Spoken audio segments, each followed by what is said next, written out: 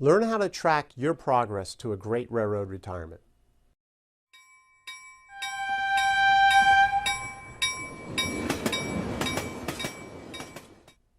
Welcome everyone to another edition of the Highball Advisors Railroad Retirement Whiteboard.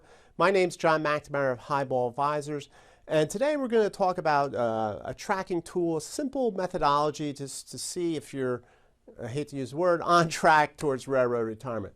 So I'm sure a lot of you have heard the term balance sheet. A lot of it is used for companies when they talk about, but individuals have their own personal balance sheets. So what is the balance sheet? The objective is to provide you a clear view of your financial situation, right? To really understand, hey, this is where I am, right? And the way we do that is by listing our assets and our liabilities, right? What we own, who we owe it to, that type of stuff.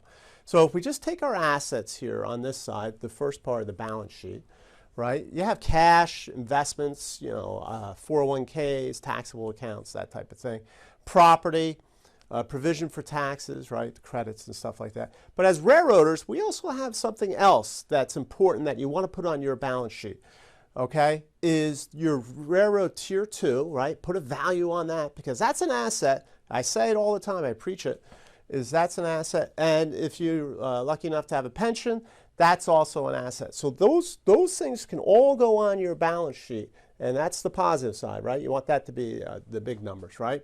And then over on the liability side, debts, basically, right? Credit cards, possibly student loans, mortgages, car loans, so get me started, car loans, and other notes that you might have to pay out, right? So those are all subtracting away.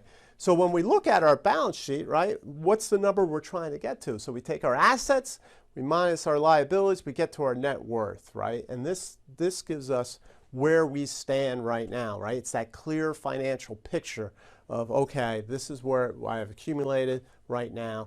And the reason we want to do the balance sheet, two great reasons, is we can create goals off the balance sheets, right?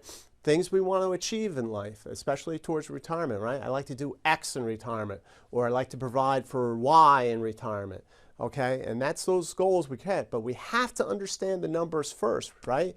We're not magicians here, so we got to understand what the numbers are. And then secondly, we can track our progress, right? How was I 5 years ago? How was I 4 years ago, right?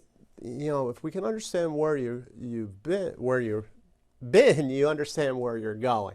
So that's very, very important, right? It's those two great things from the balance sheet. So take a little time. This doesn't take that much time. So if you can sit down 15 minutes, a half hour, just high level stuff, say, okay, this is what I've got. This is my balance sheet. It's a great place to start financial planning as you get ready for railroad retirement. So I hope everyone's found this useful. Share it with other railroaders. Like to see them maybe start building little balance sheets. It's really great.